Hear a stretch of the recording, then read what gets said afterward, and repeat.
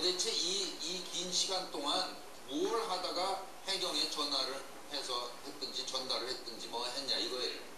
이것도 설명을 좀 해주세요. 그리고 악의적인 괴담과 언론 보도일 뿐이다. 대통령 당일 관저 집무실서 근무했다. 15건 보고 중에 6건은 전화통화했다. 청와대 해명 게시판에서 무엇을 더 밝혀야 완전히 의혹이 말끔히 해소되겠습니다. 들어보시죠. 진도에서 그 여기서 전화를 들었습니까? 현재까지 확인해가지고 생존자는 370명이랍니다. 지금 진도에서 있습니다. 그래서 확인해서 370명이 정확한 건 아직 아니라고 그러네요. 166명 말씀드리라고 합니다. 아유, 확실한 얘기가. 다시 한번 얘기해보세요. 몇 명? 166명입니다. 166명이라고요? 예. 난 그거 큰 놈인가? 아이씨, 이거 보였을 때 거기다 끝났는데.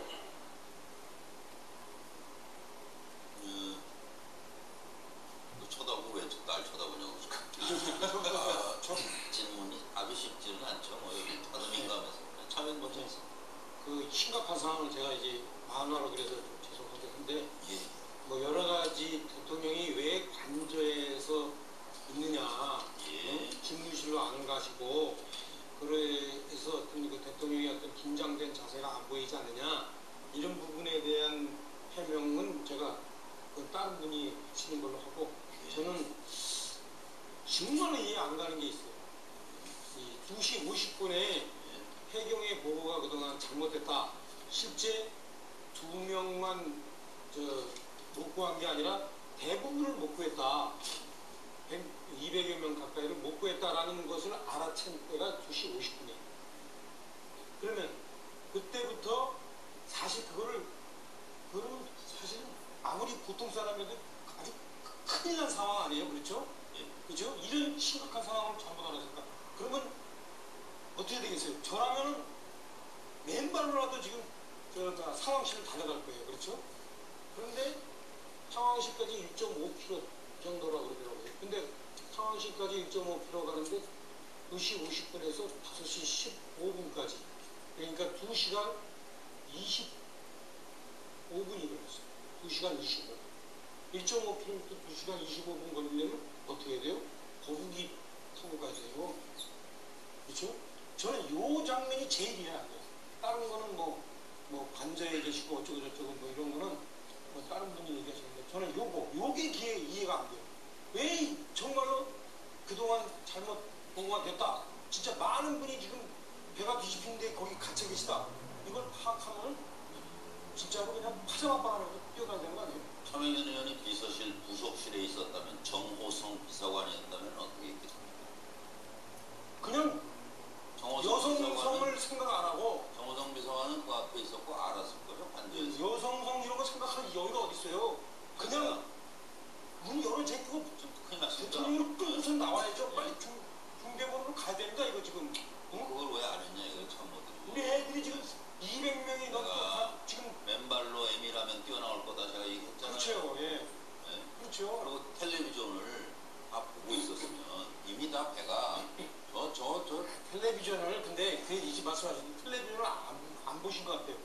텔레비전 봐서는 배가 완전히 뒤집혀서 그 안에서 애들이 못 찾을 수 없다는 걸 알 텐데 딱 도착하자마자 하신 말씀이 뭐예요?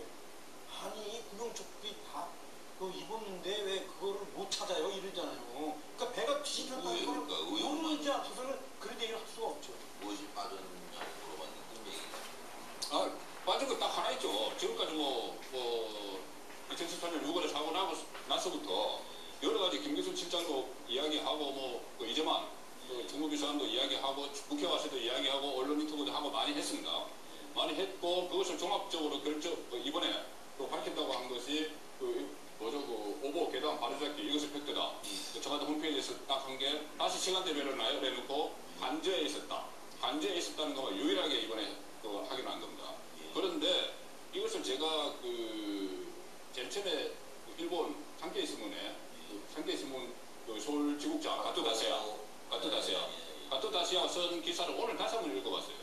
오늘 다시 그때 쓴 기사는 이런 내용 없습니다. 무슨 약물 이런 내용 없고 오로지 대통령의 로맨스 문제 그리고 또 나중에 이런 결국 법원까지 와가지고 정근혜 씨 이름 이야기 나왔죠. 그 정윤회 씨 그때는 청와대 안 있었다. 뭐 위치 추적해보니까는 처음에는 본인이 자택에 있었다고 했다고 나중에는 그 인근에서 뭐 이재민인가 그 사람은 점심 먹고 있었다. 네, 뭐 그 정도 밝혀졌죠. 그 정도 밝혀졌는데 이것이 그때도 명확히 해명이 그렇게만 그게 아니라면 뭐했냐 이게 없으니까 지금까지 계속 7시간 되고 7시간 동안 이거 하다가 뭐 별의별 소문이 다 나고 뭐 심지어 박 대통령께서 이렇게 대국민 사과문 하면서 그것도 안 했다 이런 말까지 해야 되나 이런 상황까지 왔으니까 대통령 지금은 많이 늦었습니다. 뭐 직접 해명해도 못 믿겠습니까만은 어쨌든 그 시점에서 대통령이 직접 해명이 있었어야 돼요. 직접 해명이 빠진 거죠. 일이 완전히 꼬였잖아요. 본질적으로 애시당초에 11시쯤에 어느 방송사에서 완전 오보, 저는 무사히, 구조. 그러니까 저는 뭐 10시 이전에 보고 이런 건 저는 지금 국회의원들이 따지는 살짝 의미 없다고 봐요. 그러니까 오히려 정말로 대통령이 5시에 나와서 정말 상황에 맞지 않을 그 전 한 1시간 정도. 그 다음에 5시 이후에는 저는 진짜로 대한민국에 그 육군, 해군, 공군, DDT, UDT, 번티 해가지고 그 많은 특공대 왜 투입 안 했는지 저는 그걸 물어보고 싶어요. 다 그래요. 5시 이후에 특공대, 육해공군, UDT 전부 다 3,000명을 갖다가 뛰어서 우리 아이들 304명 갖다가 왜 한 명씩 시신이라도 즉각 해서 저는 그래서 왜 그렇게 기술적으로 판단을 못했는데 대통령은 도대체 그때까지 그런 이기관의 결정을 안 했는지 난 이해를 안 못하겠다. 오늘 조용히 말씀하려고 사실은 작정하고 들어오시지 않았어요? 네, 그렇죠. 갑자기 폰을 높이세요. 근데 하여튼 그래요. 제가 그 민주당의 부대표의 날짜에 2004년에 6월에 제2연평해전 즉각 났거든요. 한 1시간이 안 되니까 청와대에서 바로 김대중 대통령이 즉각 대응 확정 방지 딱 어명이 뜨게 딱 명령 떨어지는 거 VIP 명령이. 그러니까 국방부 대변인실에서 당 대변인실로 연락 오고 이렇게 대응하다 국민 안전시키고 그 대통령 말씀 맞잖아요. 즉각 대응해라. 그래야 확전이 방지된다. 그러니까 거기서 알아서 즉각 대응을 다다다다 해서 제안한 겁니다. 우리 대통령이 저는 왜 그걸 못 하셨는지 이해가 안 가요. 그리고 나머지 처음에 잘못 대응한 게 무슨 정윤회 씨가 방금 송보부 얘기하지만 정윤회 씨가 뭐 했다. 그 다음에 무슨 뭐 구술했다. 시술했다. 그런데 성형수술했다. 제가 한 7분한테 물어봤는데요. 5시간 안 걸린대요. 한 1시간이면 끝난대요. 뭐 이런 얘기도 있고 저런 얘기도 있고 표현된 거.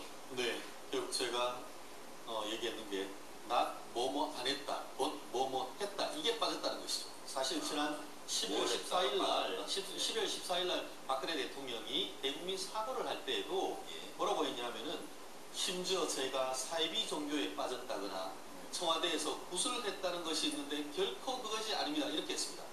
그럼 뭘 했냐는 것이 궁금한 것이죠. 그렇기 때문에 보고를 받았다보다 그 당시에 정말 실제로 무엇을 했는지 국민들은 알고 싶은 겁니다.